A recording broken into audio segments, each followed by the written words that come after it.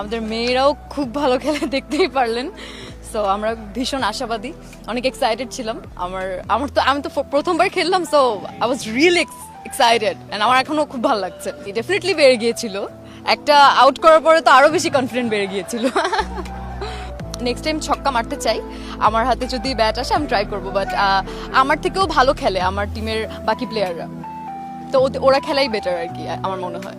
আলোচনা সমালোচনা নিয়ে আমি আসলে এটা কিছুই দেখি না। মানুষ সমালোচনা করবে, আলোচনা করবে, এটা ভালো কিছু হলেও করে, খারাপ কিছু হলেও করে। মানুষের মন্তব্য নিয়ে আসলে আমি এটা একদমই মাথা ঘামাই না, একদমই কিছু মনে করি না। আমার কাছে মনে হয় যে নতুনত্ব কিছু হচ্ছে, ভালো, সবাই মজা করছে, এনজয় করছে, কেন না, ওয়াই নট।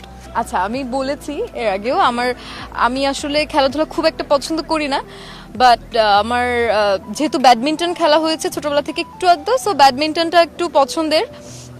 আর এখন মানে এইবার খেলার পরে আমার ক্রিকেট সম্পর্কে অনেক কিছু ধারণা হলো, আমি যেটা একেবারেই জানতাম না, অনেক কিছু এখন জানতে পারলাম। তো এখন আমার ক্রিকেটও মনে হয় নেক্সট টাইম থেকে ক্রিকেট খেলা আমার দেখা হবে, এন্ড ভীষণ ভালো লাগছে।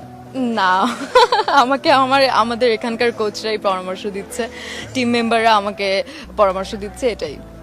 It's very much difficult question. I think না, বোলিং করাটা মনে হয় আমার জন্য একটু ইজি।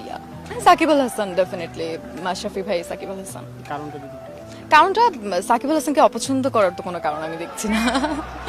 পছন্দ করার কারণ না জিজ্ঞেস করে, অপছন্দ করার কারণ জিজ্ঞেস করলে করতে পারেন। অপছন্দ করার তো কোনো কারণই নেই আসলে। এই যে কোথা থেকে পেয়েছি বলতে, সবাই খেলছে, কলিগরা খেলছে, যারা আমরা কাজ করি সবাই খেলছে, তো কেন খেলবো না আসলে। আমি একটু ব্যস্ত ছিলাম, তারপরও মনে করলাম যে মজা হবে, অবশ্যই অ্যাটেন্ড করা উচিত। দুটোই ভীষণ কষ্টের জায়গা, যে যেটা করে সে সেটা বুঝতে পারে আর কি।